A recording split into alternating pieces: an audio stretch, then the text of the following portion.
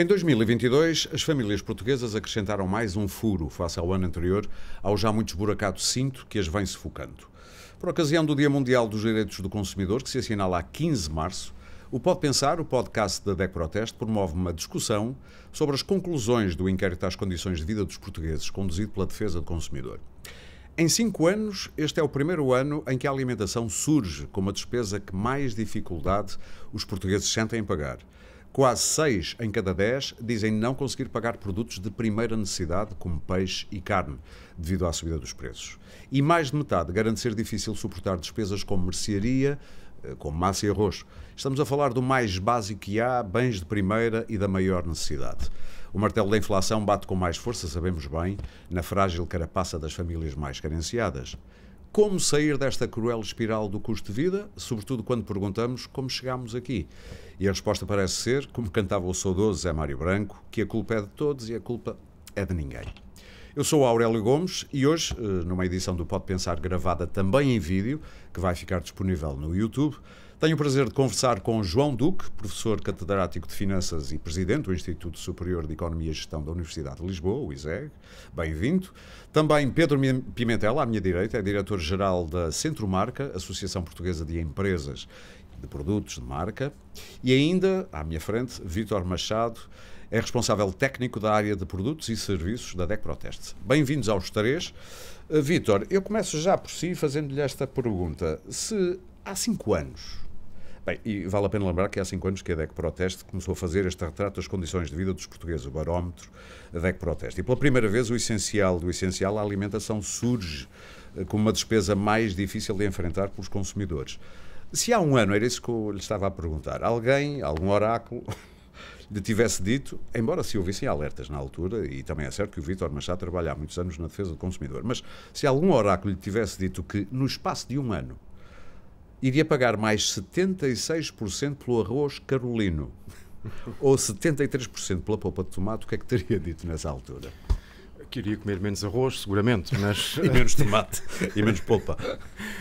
Mas sim, de facto, não era previsível há 5 anos atrás esta evolução das condições de vida dos portugueses. E só para contextualizar este índice que avalia, no fundo, a capacidade dos agregados familiares em fazer face às despesas correntes de uma família, e, portanto, estamos a falar naturalmente da alimentação, educação, lazer, mobilidade, saúde. Este é, de facto, o valor mais baixo dos últimos 5 anos. Portanto, é importante esta tónica no sentido de que estamos no ponto mínimo desta capacidade das famílias. E o Aurélio estava a dizer que a alimentação, pela primeira vez, é de facto a categoria onde as famílias revelam ter mais dificuldades, mas os números, rigorosamente falando, também apontam para que a habitação esteja no mesmo patamar. Portanto, a alimentação e a habitação são as duas categorias. O que é catastrófico, porque já vem o orçamento esmagado pela habitação, o que é a nossa vida. É a nossa vida. Para a alimentação. Não? É o teto e o estômago. Pois é, o teto e o estômago, é uma bela frase. 3/4 das famílias efetivamente apontam extremas dificuldades em suportar os compromissos financeiros e, em particular, enfim, já o disse, mas assinalar de novo, a carne, o peixe, o automóvel, os cuidados dentários, a manutenção da casa, a roupa, o gás, os óculos e aparelhos auditivos estão todos com índices acima de 50%.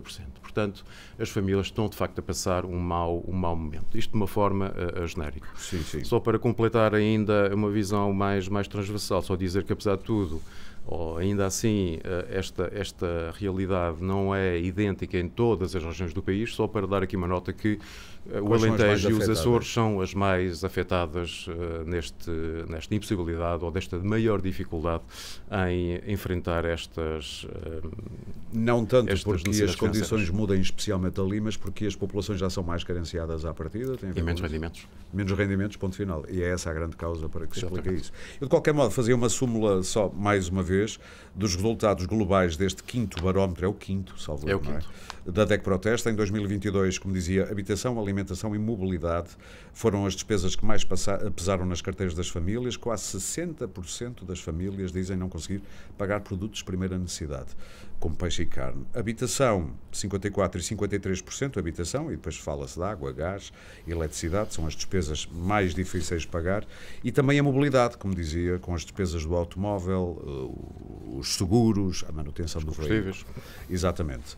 E agora perguntava aqui ao Pedro, o que é uma margem de lucro?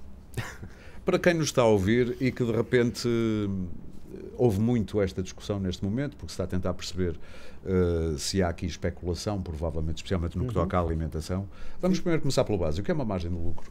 Não é seguramente uma margem bruta, como se tem falado muitas vezes nos últimos dias na televisão. Que é o que temos ouvido, quase sempre margens brutas. Ouvido falar, ou seja, nós estamos sempre a recorrer a conceitos de uma população que tem, diria, menor conhecimento, muitas vezes confunde, mas seguramente quando nós estamos a falar de margens brutas em produtos, como temos ouvido nos últimos dias, e depois queremos fazer disso aquilo que é o resultado final da atividade de um determinado operador, parece-me sempre não só populista como algo estranho.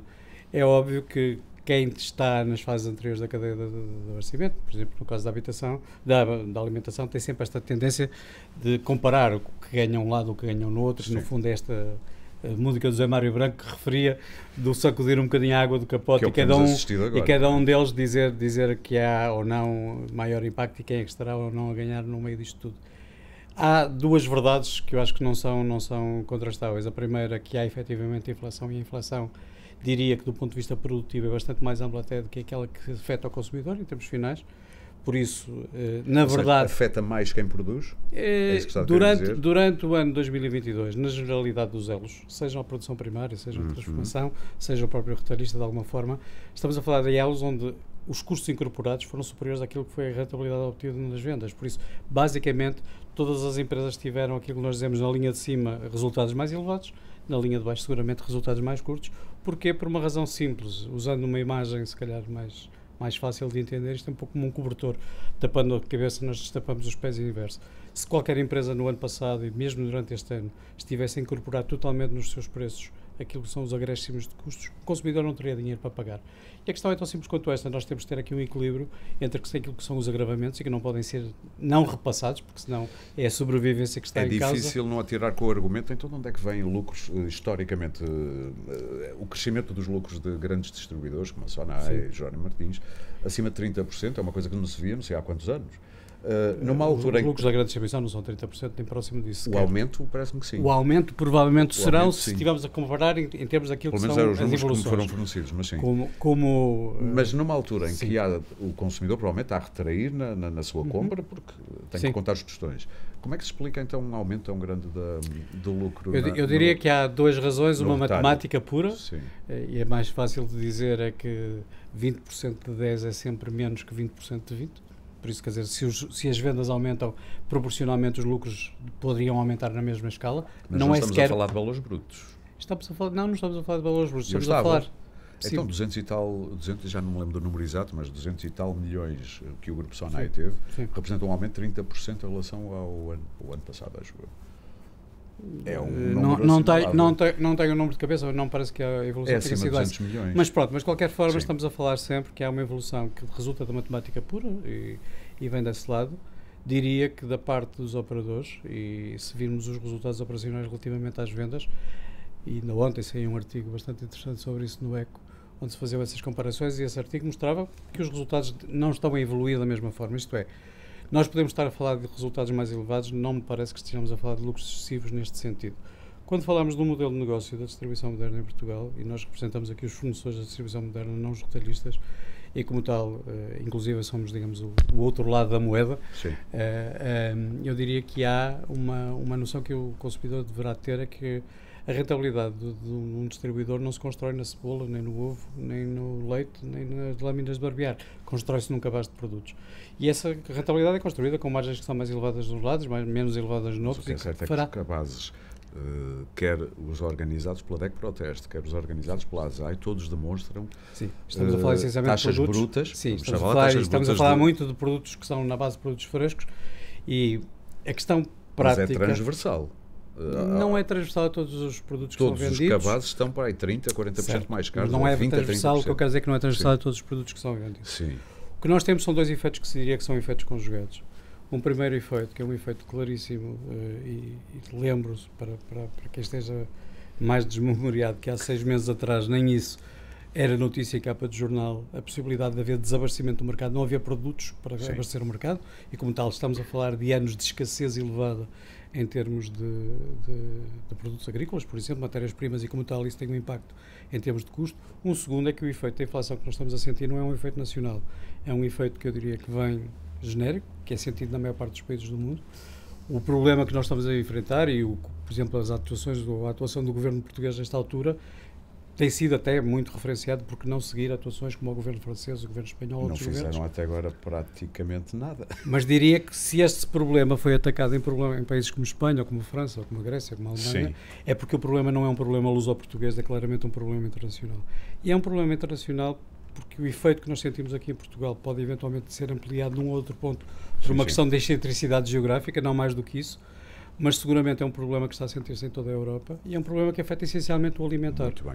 João, percebe-se que o BCE está a olhar, eu não percebi se já adotou a nova narrativa de que são estes atores que podem estar a impulsionar a subida da inflação, ou melhor, o abrandamento da descida da inflação, e não os salários e outras componentes. Compra esta nova visão que parece estar também já a ser adotada pelo BCE, de que poderá haver aqui players no mercado que estão a travar a descida da inflação, nomeadamente, no caso que estamos aqui a falar, a distribuição, por exemplo, de produtos alimentares. E se formos a falar com os players, parece que ninguém assume isso. Ninguém é de ninguém. Há aqui um certo fantasma. Mas há aqui alguns problemas que eu estimo que tendam a desaparecer. Acho que já da outra vez referi quando cá esteve num outro episódio. E isso é muito relevante, que é, há um fluxo cada vez mais fluente e menos preocupante daquilo que é a mobilidade de matérias-primas e produtos transformados nas cadeias de incorporação de valor. Portanto, estou a falar de componentes, etc., que na altura, estou a falar em 2022, ainda tinha um grande ponto de interrogação, porque a China, um grande mercado que fornece muitos dos componentes integráveis nas cadeias de valor, acabava por ter uma política de intermitência no abre-fecha, por causa da Covid e da sua política zero, que levava a uma perturbação muito grande do mercado. Agora, mas isso está ultrapassado. Isso está ultrapassado. E pelo que isto tenderá a esbater-se. Por outro lado, há aqui um efeito, que é um efeito muito curioso da forma como a inflação é medida e a forma como ela evoluiu em 2022. E isto vai fazer toda a diferença. Se nós daqui a 2 meses repetirmos este encontro, provavelmente a conversa vai ser completamente diferente. O que é que será? Eu vou explicar. É uma coisa curiosa. É olharmos para o passado e percebermos como é que subiram os preços dos vários componentes do cabaz do INE. Está à espera, portanto, do estudo da ASAI? Não estou à espera. Não, eu já. Não, eu atravesso-me. Atravesse? Vou já dizer uma coisa. A minha expectativa é que a agressividade na subida dos preços, nomeadamente dos bens alimentares, trave bruscamente já a partir de março. Porque as grandes superfícies não querem perder a cota? Não é por causa disso. Até agora até depois vamos ver qual é a leitura política que os agentes vão fazer. Mas eu vou dizer a minha, é tão simples quanto isso. Mas isso é para o eixo do mal, aqui a leitura é outra. A minha leitura é simples, é a seguinte: olho para os números e vejo janeiro, fevereiro e março, estou a falar de 2022, quando comparando com 2021, tiveram acréscimos, e estou a falar apenas no cabaz alimentar. Sim. Tiveram preços que eram eram já sensíveis, mas ainda eram relativamente baixos. Estou a falar de 3, 5, 7% no máximo. E de repente, em abril, dispararam para 10, 12, 15, 18, por aí fora. Isto é, e estes aumentos são sempre face ao ano anterior. Sim, homóloga, sim. Exatamente. O que quer dizer que é a partir de abril que se começou a observar grandes variações face ao ano anterior. Foi um ano de grande estabilidade nos preços, que as variações foram mínimas. Houve meses em que os preços dos bens alimentares caíram. Houve deflação no setor dos bens alimentares em alguns meses de 2021, que foram a base da construção do indicador da inflação para 2022. O que está a dizer é que os preços vêm de patamares muito baixos. Vieram de patamares muito baixos, subiram bruscamente a partir de abril, e a partir dessa data, se estabilizarem os cabazes, o preço dos cabazes, bom, então o que vamos observar é uma descida muito significativa neste componente. Portanto, está a dizer que daqui a 2 meses provavelmente este programa não faria assim tão sentido como isso? Provável. Está a atravessar. Espero bem. É isso que eu estou a dizer. Sim. É que os valores da inflação, eu estou à espera dos valores de inflação de maio, abril, sejam muito menores no cabaz alimentar. Porque é isso que se nota, é engraçado, por exemplo, no custo dos transportes, que é um comportamento diferente. Quando olhamos para o comportamento dos transportes, os transportes tiveram umas subidas mais agressivas antes, sim, e depois estabilizaram mais cedo e agora estão a variações relativas. Estão a seguir o preço dos combustíveis?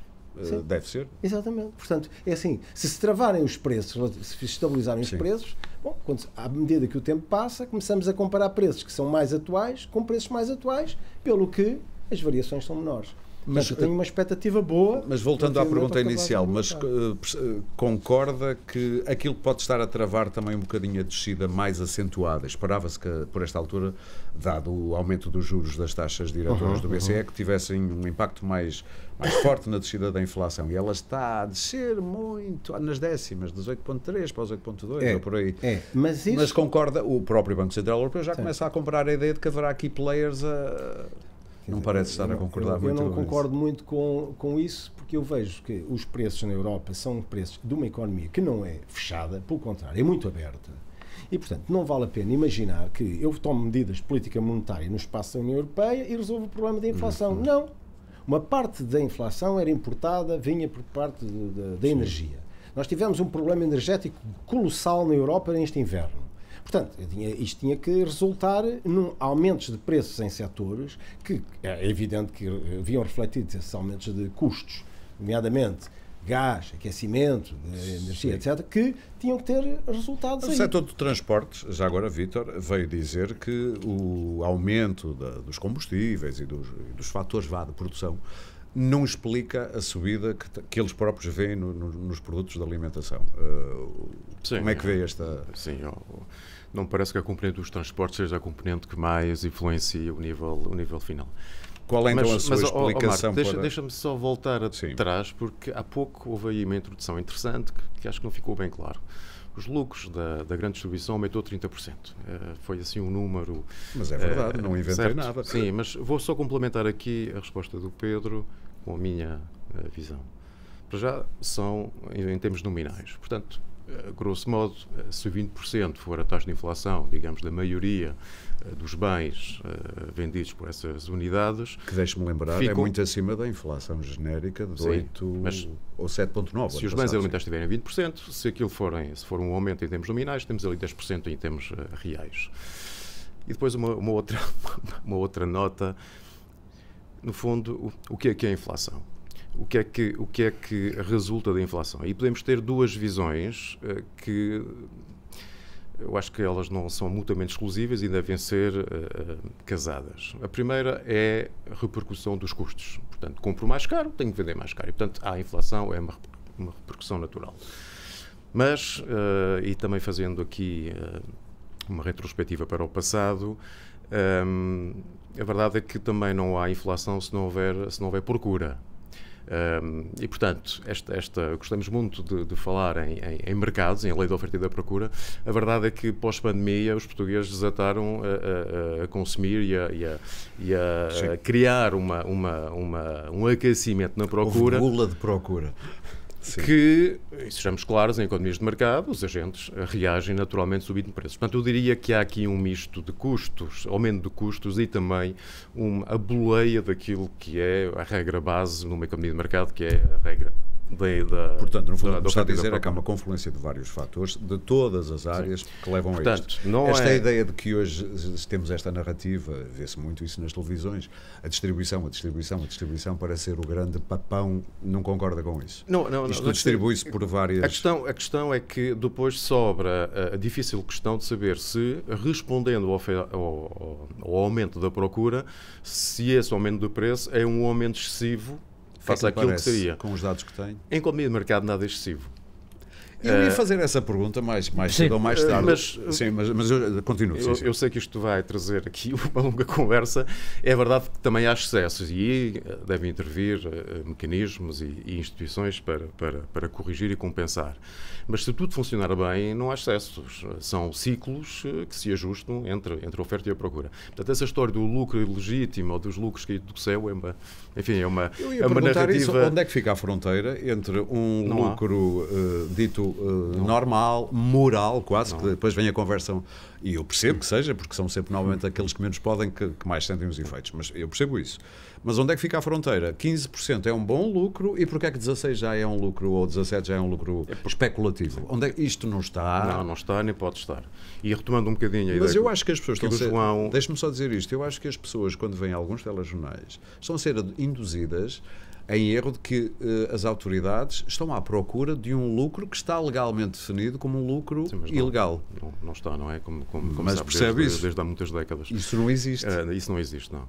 Mas retomo também a ideia aqui do João de que é previsível que no médio prazo isto volte a estabilizar. Porque, de facto, a economia tem estas coisas fantásticas, não é? Portanto, quando há lucro excessivo, atrai concorrência e atrai operadores e, portanto, haverá um efeito de reversão dessa redistribuição.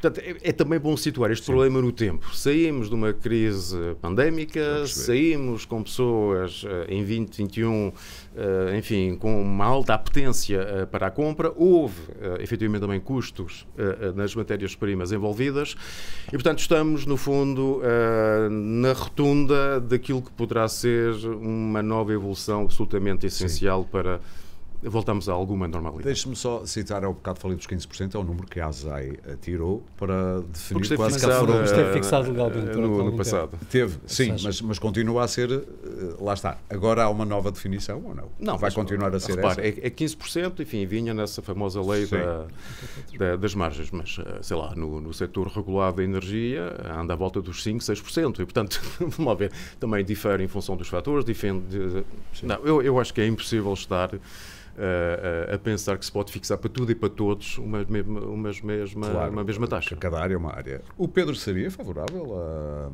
fixação? De todo, quer dizer, contra, não rotundo. Rotundo. Deixa-me só pegar dois pontos. Mas deixe-me só dizer isto, como lembrava Mariana Mortágua num debate muito recente, salvo eu na SIC Notícias, o que é certo é que no mercado regulado de eletricidade, provavelmente quem era contra a regulação disso, na volta aderiu para pagar menos. Deixa-me então juntar aqui alguns Mas conceitos e começando pela intervenção que o João fazia. Não só concordo em absoluto, ou seja, nós estamos a falar de homólogos e como de homólogos vamos ter sempre um comparativo a partir de março, que é sempre um comparativo diferente. Quando nós verificamos a evolução da taxa, por exemplo, em janeiro, onde se atingiu o pico na área alimentar, a evolução dos preços em janeiro foi de 1,2 ou qualquer coisa por cento, que soma à dos meses anteriores. Sim. Um outro conceito que eu penso que também se tem veiculado muito na opinião pública, e é matemática pura, mais uma vez, mas errado, é quando nós falamos de uma taxa de inflação menor. Não estamos a falar de crescimento de preços, estamos a falar de preços que estão menos acelerados que em momentos anteriores, por isso eles continuam a crescer, mas a um ritmo menor. A questão, agora colocando em relação à questão das margens, primeiro os 15% da lei de 57, que foi revogada só em 84, sim, é relativa a margens líquidas. Nós temos contacto diário quase com a ASAI, por exemplo, em relação a estas matérias, e vamos tendo essas conversas no dia-a-dia, e a questão prática é que hoje, quando nós falamos em especulação que é ir ao supermercado tentar descobrir se o produto que está na prateleira depois é vendido a seguir a um preço diferente. A ASAI tem descoberto níveis desse tipo de fraude. Sim, mas eu chamaria assim mais fraude ou chico esportismo, se quisermos, ou em alguns casos erro. Mas a quantidade é tanta que começa-se a suspeitar que é um erro muito A questão, recorrente. eu tenho... Ou então, já agora, deixe-me só dizer, o peso indicado, ou a quantidade é menor, indicado na embalagem é menor do que está lá dentro. Eu nestas coisas aprendi há muitos anos que erros há para os dois lados. Há sempre erros no sentido da subida, erros no sentido da descida. Existem as médias, os desvios padrões, conceitos que nós todos aprendemos na escola. Mas têm sido detectados erros ao contrário. É que se anuncia 2 quilos e afinal estão lá 3. Aparentemente têm sido detectados também erros em contrários que não vêm tanto à praça pública. Mas independentemente disso, eu acho que isto é o tipo de atitude que quem o faz, se o faz de uma forma, eu diria, objetivamente, com essa tentativa de extrair uma vantagem adicional, é desmontada com tanta facilidade e é tão óbvia que eu diria que não... Vou muito mais para um fator que não falamos ainda hoje aqui, mas que eventualmente também é relevante. Nós habituamos-nos, nesta área da atividade, habituamos a um regime de atualizações anuais de preços. Normalmente, quando existiam uma vez ao ano, janeiro, quando existiam. Nós, durante 2022, porque as empresas, a maior parte delas, não quis antecipar custos, foi refletindo os aumentos de custos à medida que eles foram entrando em vigor. Portanto, foram feitas muito mais atualizações. Ao fazerem-se muito mais atualizações, do ponto de vista depois também de implementação, pode gerar, eventualmente, estes erros. Sim. Tenho contacto próximo com as empresas e essas conversas são dia a dia tidas. Hoje em dia as próprias empresas muitas vezes já se perderam qual é o valor real do preço disto ou o preço daquilo, porque já foi atualizado, já não sei se estou na V4, se na V3, se na V5, e tudo isto gera também algum caos na forma como as implementações são feitas. Quando chegamos depois à parte prática do ganhar, perder, como o João dizia há pouco, nós estivemos a falar de deflação alimentar há relativamente pouco tempo. O tal patamar muito baixo. Sim, mas a deflação, eu diria que do ponto de vista do mercado, pelo menos a minha opinião, acaba por ser ainda mais penalizadora que a inflação. A deflação claramente, era o efeito que estávamos a falar há pouco antes de começarmos, dos títulos que à partida já, quando são emitidos, já estão em prejuízo e no fundo nós estamos sempre a falar de perda de valor dos bens. E nesta equação é importante também termos a noção de que há uma cadeia de valor. O consumidor é obviamente a parte mais importante.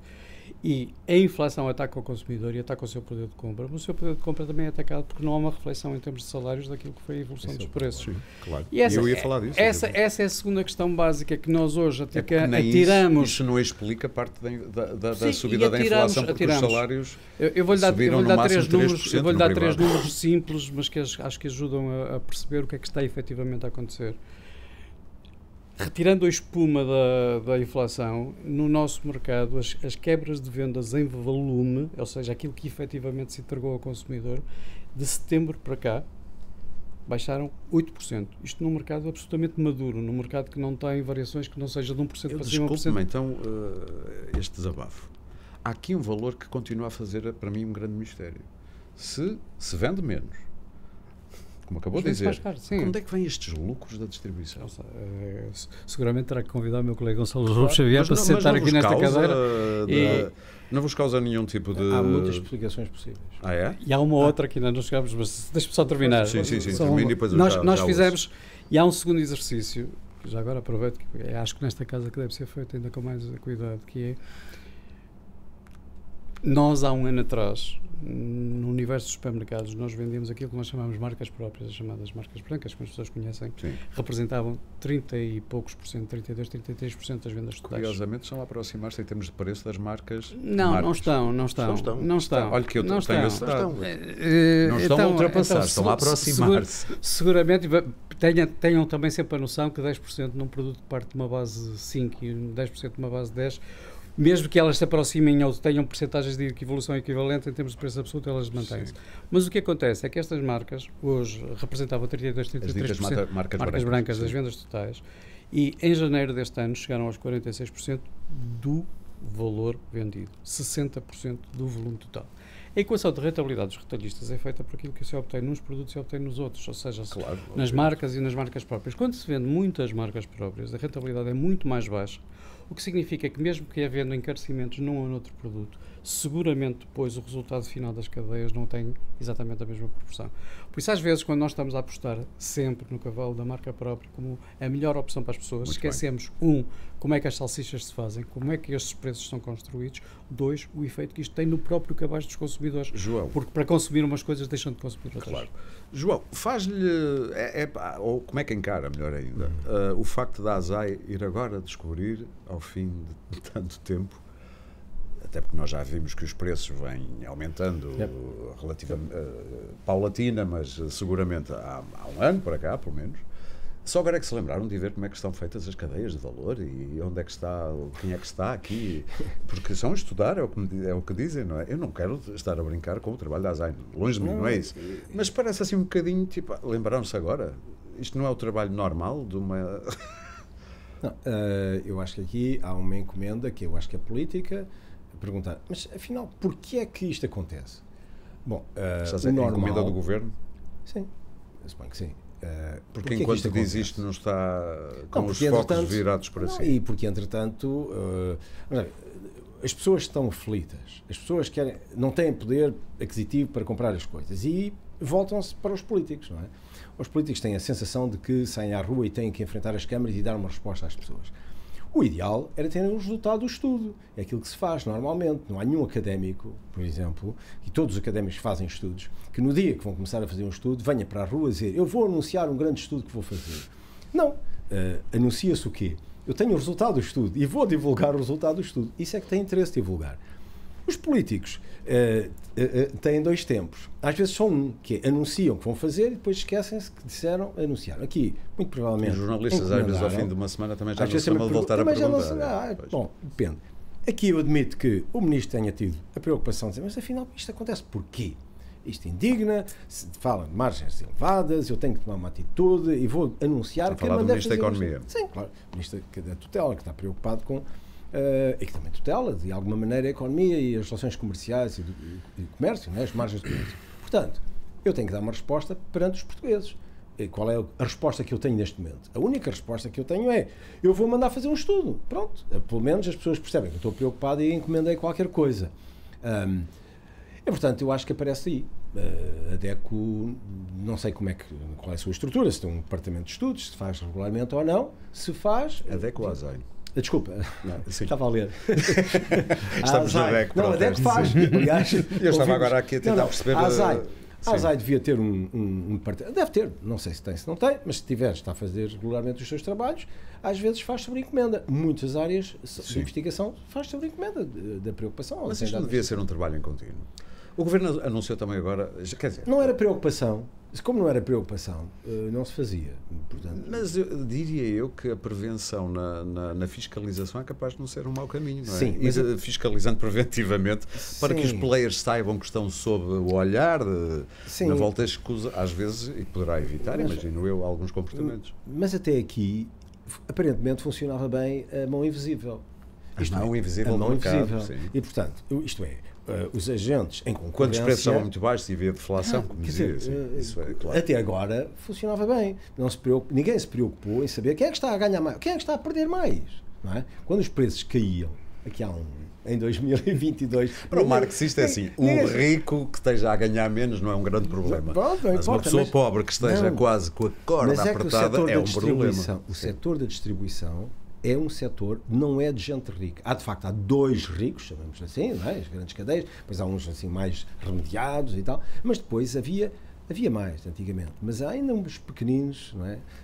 Agentes que são retalhistas que têm as suas mercearias espalhadas por Portugal, etc., e que também têm que viver, e portanto a pergunta é onde é que estão os lucros desses senhores, onde é que está essa gente e tal, será que estão a ganhar muito dinheiro? E quando estavam a baixar os preços e portanto a comprimir margens se calhar, e com muitas dificuldades até durante a pandemia, se não tiveram apoios na totalidade, tiveram que se sobreviver e aguentar-se.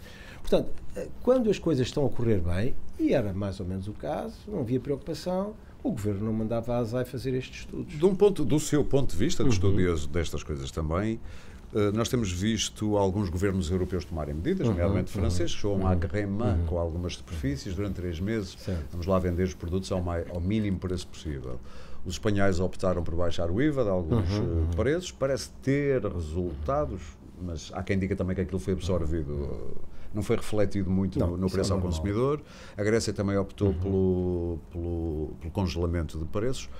Se fosse ministro, sim, faria o quê? Eu não teria feito a conferência de imprensa, teria feito primeiro uma conversa com os grandes players, exatamente a dizer-lhes isto. Jerónimo vocês estão Martins, dispostos? Sonai, Auchan, por aí Auchan, fora. Sim, sim. Chamava-se. Aldis assim. e coisas assim. O que é que nós vamos poder fazer para... vocês também não estão interessados em aumentar constantemente durante todo o ano, todos os trimestres, os vencimentos dos vossos trabalhadores. O que é que todos coletivamente podemos fazer? E o que é que eu posso fazer também para vos ajudar a terem essa possibilidade de vamos fazer aqui um esforço? E depois sim fazia a conferência de imprensa com os players ao lado a anunciar aquilo que se tinha chegado a acordo. Agora, dar assim um ar de uma certa indignação, eu francamente espantou-me porque o António Costa e Silva não estava à espera que tivesse aquela atitude. Ele costuma dar um ar mais zen, vá. Não, ele até defende uma série de ideias que não são muito populares. A ideia de que a dimensão é importante para se ganhar dinheiro, porque a dimensão permite economias de escala e é fundamental as empresas terem economias de escala. A dimensão permite aumentos de produtividade e esses ganhos de produtividade permitem remunerar melhor os seus colaboradores. E é verdade que as grandes empresas remuneram melhor os seus colaboradores, dão mais condições aos trabalhadores. Não é pecado, estou a repetir palavras dele, não é pecado ter lucro, etc. É verdade que os discurso, aumentos salariais do ano passado aumentaram 3%, à volta disso no privado, e apenas 0,9% na função pública, não é? Não, e muitas instituições privadas chegaram a determinada altura do ano passado e deram cheques muito mais generosos do que aqueles que recebemos do Estado. E porquê? Porque têm condições para isso. Porque não há... A esmagadora maioria das empresas, digamos, eticamente sustentáveis do ponto de vista do negócio e eticamente geridas, não há nenhuma que esteja aqui para explorar o trabalho à moda antiga. Isto nós estamos em Revolução Industrial. Parece. Não estamos. Não estou a dizer que seja verdade, mas às vezes parece não haver um sentimento social, para não dizer moral e ou repare, ético. haverá menos por acaso, a área da distribuição é uma área complicada, exatamente porque usa muita mão de obra de baixa qualificação, que se sabe que é facilmente substituível. E que tem muita rotatividade em muitas das áreas. E a qualificação é muito baixa. Não é? É repor estoques ou passar coisas... Muito bem. Mas, portanto, se fosse Ministro das Finanças, da Economia... também não baixava o IVA. Não baixava o IVA. Não baixava o IVA. Eu acho que... Não congelava margens. Para baixar o IVA era de uma vez por todas. E, portanto, neste momento é pensar assim, nós estamos a receber dinheiro a mais, não é? Não precisa de receber tanto dinheiro dos contribuintes. Mas não temia... Mas provavelmente, se o IVA fosse baixado, iria parar aos cofres das empresas, como aconteceu em Espanha. Isso é no início. Ah, é? Sim, no início, naturalmente. Eu não costumo ver preço andar para trás. Um ponto ou 2 pontos. Sim. E os preços ficavam todos na mesma. Ok. Mas isso já tinha feito... Mas isso é dar dinheiro dos contribuintes, basicamente. Não é dar dinheiro dos contribuintes. É não retirar dinheiro aos contribuintes. Não retirar dinheiro aos contribuintes, mas beneficiar, mas ele não é refletido depois. Eu vou explicar. Eu teria feito isso noutra altura. Por exemplo, exatamente na saída da crise do Covid. Porque durante muito tempo, aqueles que mais facilmente se apropriariam do IVA era quem mais necessidade deles tinham, que era nomeadamente a restauração, etc. Eu aí, ao baixar, eu sabia que não tinha impacto nenhum nos preços, queria beneficiar quem também precisa. Quem precisa. Estou a perceber. Eu acho que aí faria sentido. A partir daí, depois os preços evoluem naturalmente. Agora, para esta situação eu não faria. Mas, portanto, se fosse ministro, a grande medida era sentava-se primeiro com os players. E o Vítor, do ponto de vista do consumidor, isto parece-lhe que chegava? Eu acho que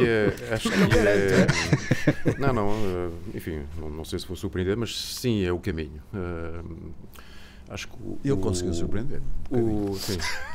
Repare, baixar o IVA também não o fazia, enfim, pelas razões que o João já aqui indicou.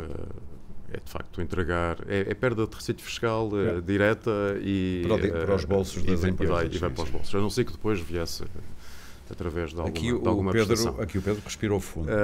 Já o vamos ouvir.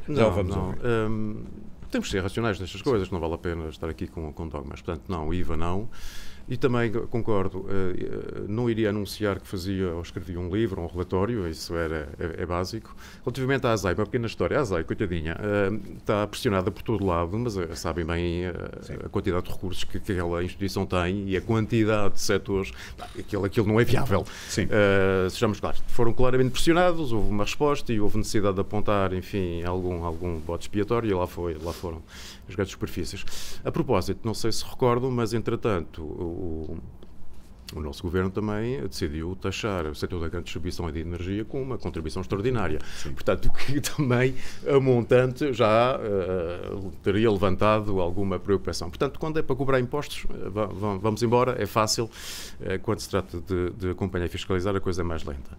Mas sim, a questão da autorregulação e do apelo, digamos, a uma contenção que seja sustentável a médio prazo é provavelmente um caminho aceitável para todas as partes. Portanto, eu também desafiaria, de facto, o setor da grande distribuição e o Pedro já o disse há pouco, o negócio da grande distribuição não é um negócio de meia dúzia de produtos, é um negócio de milhares de produtos. Sim. E, portanto, procurando aliviar quem mais precisa, e sejamos claros, era, de facto, conter margens num cabaz específico, num conjunto de produtos mais específicos e deixar a compensação para outras áreas de negócio onde elas provavelmente normalmente podem... há consumidores um bocadinho mais outro tipo folgados. Sim.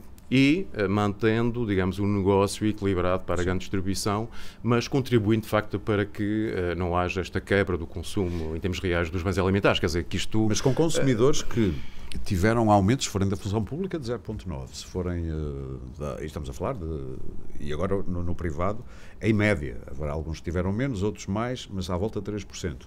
Com uma inflação a chegar aos 8% anual, no cabaz de mais de 20%, no cabaz alimentar.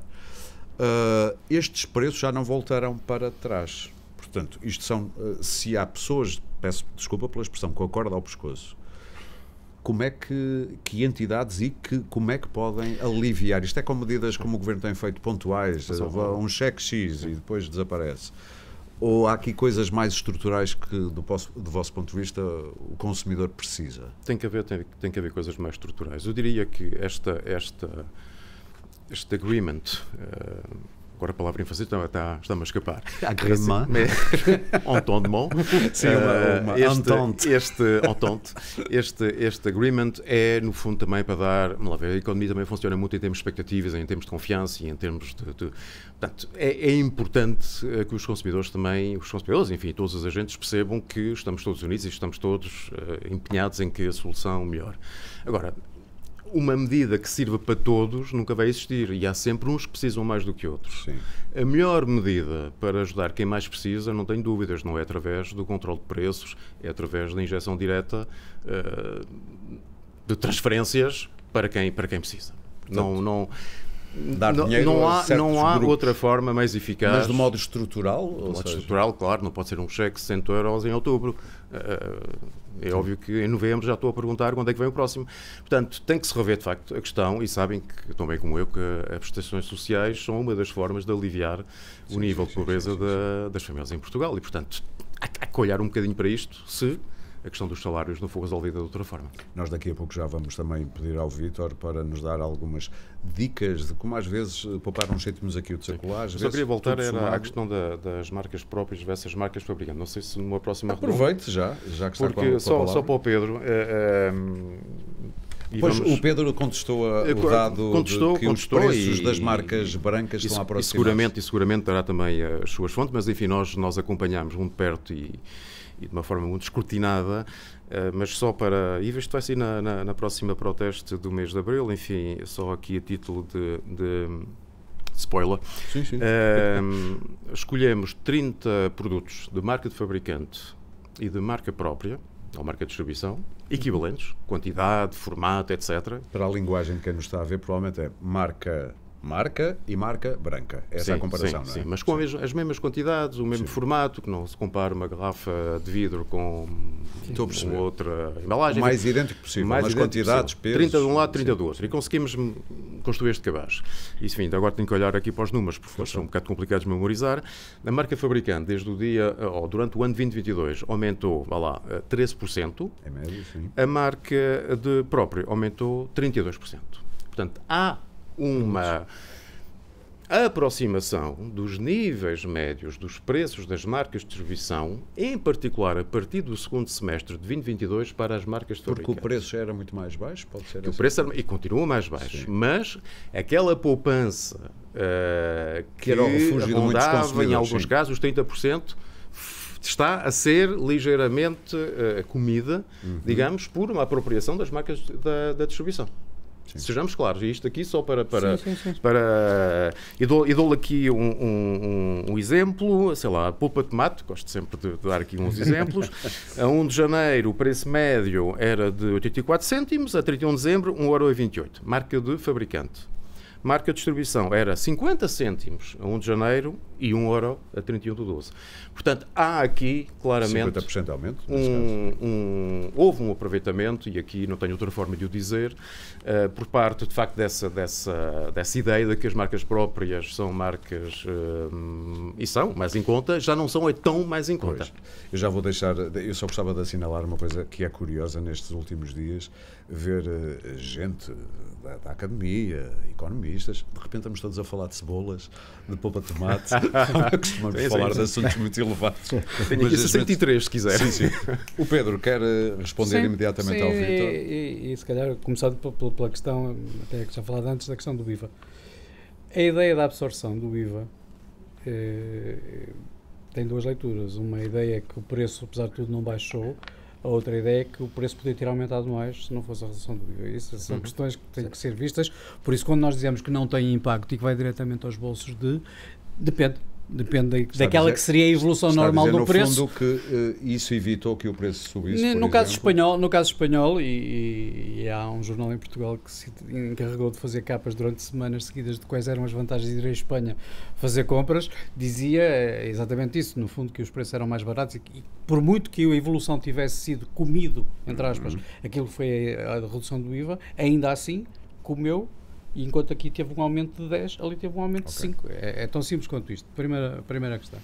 Segunda questão, em relação à questão da ASAI, e concordando em absoluto com aquilo que o Vítor dizia,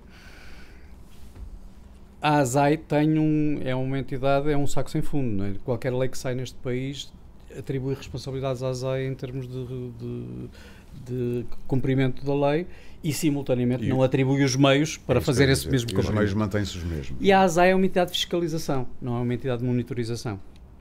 O Governo agora veio com o Observatório, ou melhor, sim, já desde outubro que existia, mas não estava o Observatório, eu trabalho há quase 30 anos nestas áreas, esta é a quarta versão do Observatório de Preços que se faz em Portugal e que quando esta crise acalmar, deixa de se falar até à crise seguinte. É um caso seguinte. Típico de é preciso que alguma coisa mude para que fique tudo na mesma. Agora a questão, se calhar ia tocar aqui de uma forma um bocadinho diferente, é que nós quando falamos, e estamos na casa do consumidor, obviamente temos de falar no efeito que isto tem no consumidor, mas quando nós falamos num preço que se mantenha ou numa deflação, esquecemos-nos sempre do que é que está atrás na cadeia. E nós, durante anos, tivemos um problema, que é um problema de equilíbrio na cadeia de abastecimento e da forma como esse equilíbrio é feito. E a Centromarca e outras entidades, não foi apenas a Centromarca, de há muitos anos esta parte, tem tentado ir fazendo, nós dizemos que somos uma máquina de terraplanagem, o terreno está completamente inclinado, nós o que vamos tentando é pôr o terreno o mais plano possível. Com os produtores. E há 10 anos foi aprovada em Portugal uma legislação completamente, não vou dizer disruptiva, mas uma legislação bastante avançada, mesmo à escala europeia, que criou condições para que alguns equilíbrios fossem restabelecidos.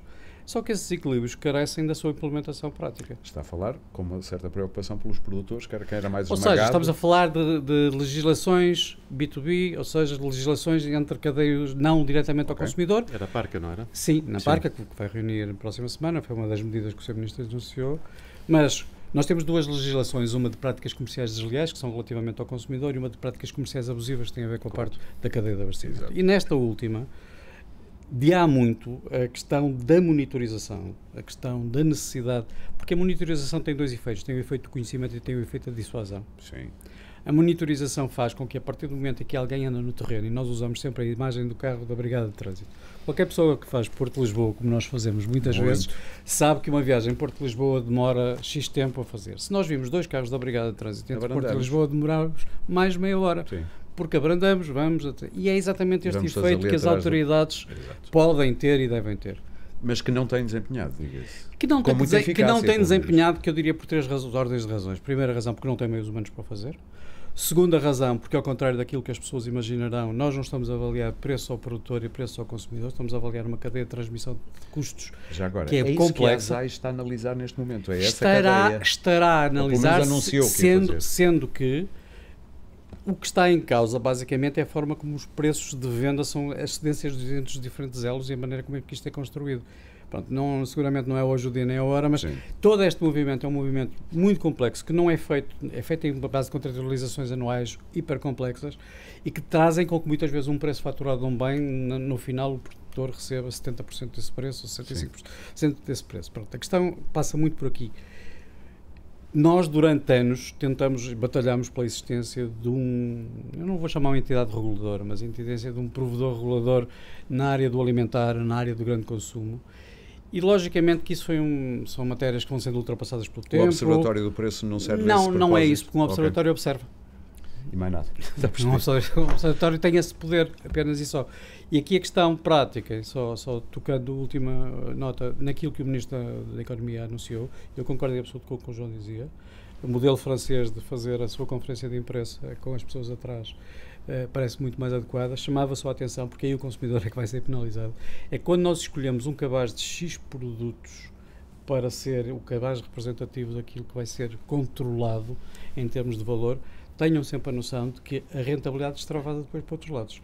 Basicamente, nós estamos a falar de um balão que eu, quando aperto de um lado, incha do outro. Portanto, por isso, muitas vezes, o que nós vamos ver é a pera ou a maçã estar dentro do cabaz e depois a pessoa que não gosta tanto de maçã, gosta mais de pera, se calhar vai ser prejudicada com isso, porque há aqui um efeito de cruzamento com rentabilidades que é preciso construir. ou seja, intervir é melhor não fazer? Sim, eu acho que persuadir, fazer com que as pessoas tenham uma certa autorregulação e, acima de tudo, ter esta noção. E mostrar a autoridade no sentido, como estava a falar da autoestrada. Sim. Nós andamos por Pôr aqui os carros a brigada de trânsito, e no fundo o Estado tem duas entidades, que têm, quer a autoridade da concorrência de um lado, quer a ASAI do outro, para fazer um pouco esse trabalho.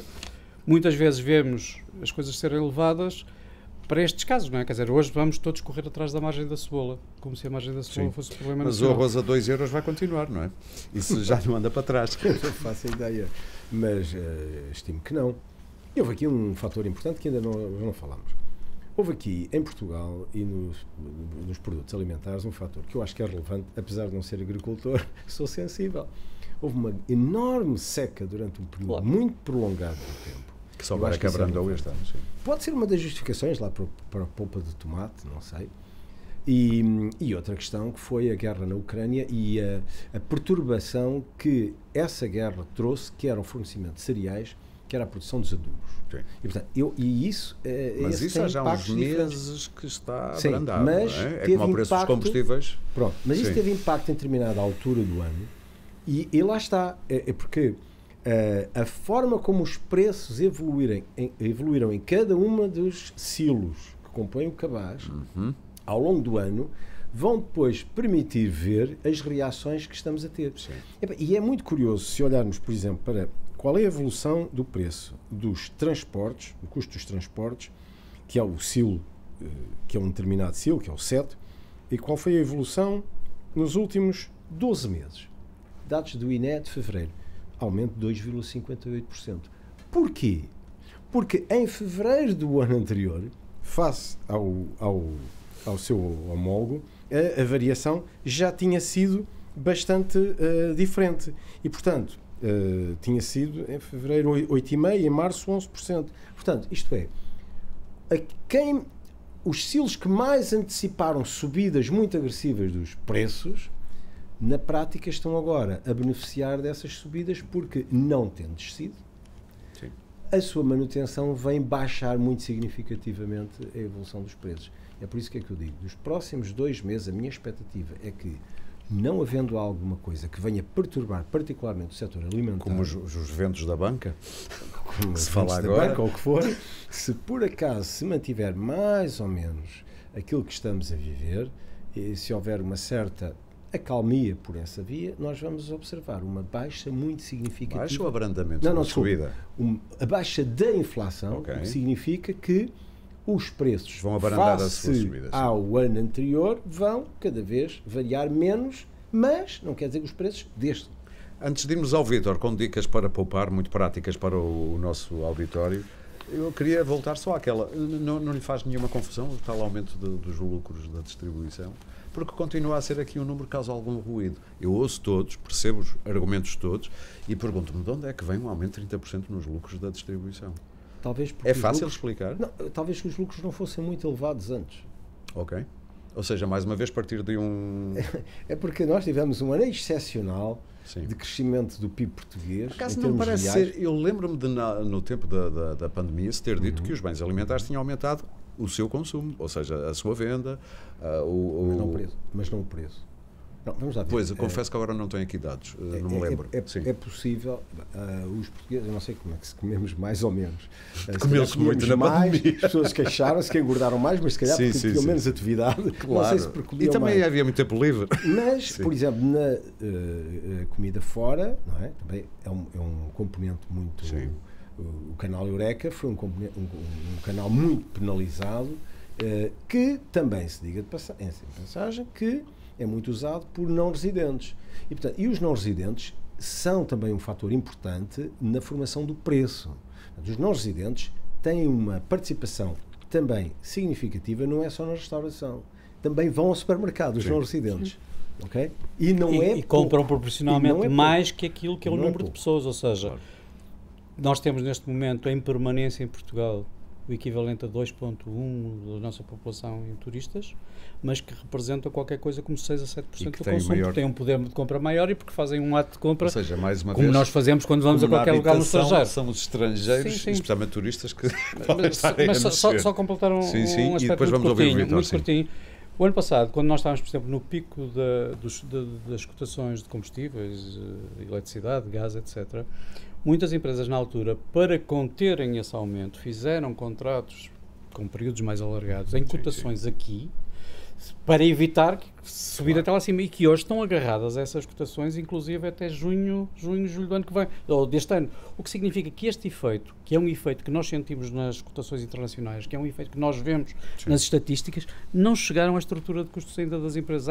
Há efeitos destes que estão em cadeia, que sofrem inércia, e sofrem essa inércia e vão começar só agora, como dizia bem. A matemática nisto é infalível. Eu acho que a partir de março, abril, vamos começar a sentir, e do ponto de vista psicológico, uma taxa mais baixa ajuda mentalmente as pessoas, independentemente disso não se refletir realmente na sua carteira, mas vai se refletir seguramente no mental. Nós estamos quase a terminar. Deu para perceber que esta narrativa de que o malandro desta subida de preços desta subida de preços, aliás, é a distribuição. Na volta é uma coisa bem mais complicada do que essa narrativa que anda a ser contada, às vezes, nas peças de telejornal do minuto e meio, em que as subtilezas e complexidades não se traduzem. Vítor, coisas muito práticas. Às vezes em 10 cêntimos aqui, 5 cêntimos acolá, 2 acolá, tudo junto são para aí uns 40 euros. E 40 euros para quem tem a corda bem apertada no pescoço pode ser toda a diferença. Claro que sim. Algumas dicas? Sim, enfim, não... A primeira dica, eu diria, não há receitas universais e milagrosas. Claro. Eu acho que cada família sabe muito bem... Só para populistas é que as receitas são simplistas, não é? Cada família tem a sua estrutura de consumo, tem a sua análise orçamental, quanto recebe, quanto tem que gastar, custos fixos. Portanto, essa análise tem que ser feita e, por favor, nada de pensar que a solução vem de fora. A solução muitas vezes vem da análise daquilo que eu estou a fazer incorretamente e corrigi-lo. De qualquer forma, há 3 ou 4 sempre velhas máximas que convém aqui recordar. Embora nestes tempos mais complicados, talvez a primeira seja mais simplória, é fazer de facto a compra daquilo que é realmente necessário. Portanto, nada de, naturalmente, comprar por impulso, ou pelo menos evitar. Enfim, limitem-se àquilo... Almoço ou janta antes de ir ao supermercado. Limitem-se àquilo que precisam, olhem para os espaços de validade, para não haver desperdício alimentar numa fase subsequente, claro. Enfim, etc. A questão das marcas próprias, enfim, eu volto a dizer, apesar de ter havido aqui, enfim, uma corrida de convergência ou de menor interesse, apesar de tudo, são de facto opções muito válidas e, portanto, não são deixar, mais baratas em média do que não deixar marcas, de facto olhar para essa possibilidade. A dizer isto aqui, o Pedro, mas... Aborrece bastante. O Pedro sabe isto há décadas. Claro, e estão obrigados a conviver. E, portanto, exatamente. mesmo. É essa convivência que é o panorama. De qualquer forma, as marcas fabricantes também têm opções promocionais, que é uma prática muito mais frequente do que nas marcas próprias. E, portanto, esta comparação do preço por unidade também é muito importante. Vejam o preço por quilo, vejam o preço por volume, vejam o preço por unidade. Porque eu próprio faço isso, por exemplo, das máquinas de barbear, enfim, vou sempre olhar para o preço por lâmina e não o preço do conjunto, porque numa embalagem são 8, na outra são 12, e portanto há que relativizar. Há naturalmente outras opções, enfim, que decorrem um bocadinho da nossa análise. Os legumes ultracongelados parecem ser mais baratos do que os frescos. E acho que nutricionalmente mantém o valor. Portanto, mantém o valor e, portanto, nesta época, se for uma possibilidade, naturalmente não hesito, porque não há nenhum prejuízo em termos alimentares. Os alimentos prontos a utilizar já sabem que também são mais caros, portanto, a tal cebola, que vai passar a ser a nossa companheira, a picadinha ou o alho em pó, são muito práticos, mas são mais caros e, portanto, sim, claro. Se não tiver medo de usar a faca, nada com comprar o produto em bruto. Olhem, de facto, para os folhetos e para as promoções. E uma última dica, que é: escolham também o local onde vão fazer as compras. E, portanto, há diferenças. Nós acompanhamos estes índices de preços ao nível da insígnia, e entre a insígnia mais barata e a mais cara há uma diferença que ronda os 11, 12%. Portanto, a insígnia, que está a dizer a marca do hipermercado. A marca do hipermercado. É óbvio que nem todos estarão, nem todas as insígnias estão disponíveis ou perto da sua casa, nem todas estão, ou mas podem não justificar. Fazer aquilo que se diz em inglês, scouting, não é? Cheirar o que é que se passa nas várias Mas aquele velho hábito de eu vou ali porque sempre fui.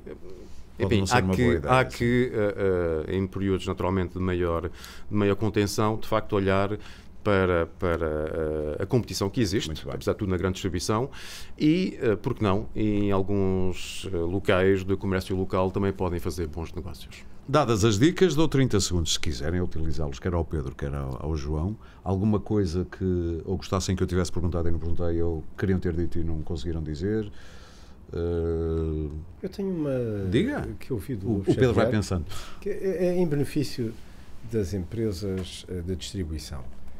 De acordo com o Lobo Xavier, 75%, isto é, os erros distribuem-se em dois grupos, os a favor e os contra os retalhistas. E há 75% que são contra o retalhista, dizendo que um erro contra o consumidor já era suficiente para levantar preocupação por parte da atividade do setor. De qualquer das formas, são mais os erros, não sei qual é o valor, mas são mais os erros, de acordo com o setor, são mais os erros aqueles que são a favor do consumidor do que o contrário. Só que o consumidor nunca se queixa desse erro. Claro, nunca é notícia. Nem nunca é notícia. É como o homem que morde o cão é que é notícia. É evidente, então agora vou-me queixar. Portanto, é um benefício. Já agora, há uma coisa curiosa que também... Eu diria que quem enche o carrinho nem sabe se houve erro, a maior parte das vezes, nem sabe se houve erro contra si ou a seu favor, porque eu duvido que uma pessoa que chegue com 10 ou 10 mas está-se a tornar um desporto, fazer uma análise quase ao cêntimo e à linha. Pode ser que fique, é um bom hábito, não é um mau hábito. E o desconto também, às vezes, pelo menos aqueles descontos mais salientes. Sim. E outra questão é o valor pela dose. Isto é, era que estava a dizer 100, o 200 e 300, é ver a evolução, o preço por grama de diferentes, do mesmo produto, da mesma marca. Claro. Mesmo produto. Exatamente. E às vezes há diferenças surpreendentes. Muito surpreendentes. Em que há uma embalagem, por exemplo, que está em super desconto, sendo maior, às vezes, até tem mais preços mais baixos que uma intermédia. O que é nós já fizemos aqui um podcast sobre isso e ficámos surpreendidos com algumas descobertas. Claro. Pedro, já se lembra de alguma coisa? Duas coisas muito rápidas. Uma óbvia, mas que acho que não deve ser cansado de repetir-se, é que não se deve confundir a palavra especulação com a palavra inflação. São coisas diferentes. E inflação tem razões, a especulação não o terá, e é preciso anunciar essas realidades. A segunda tem a ver um pouco com aquilo que estamos a falar há pouco, da questão das promoções, de todo o movimento promocional Nós tivemos alterações legislativas recentes em defesa do consumidor que vieram dificultar as promoções. Ou seja, para atacar o problema das promoções excessivas que existiam Vamos começar um novo programa aqui. Não, mas para atacar o problema dos Black Sim. Fridays e de outras coisas, o que acabou por se criar foi uma dificuldade adicional a fazer promoções.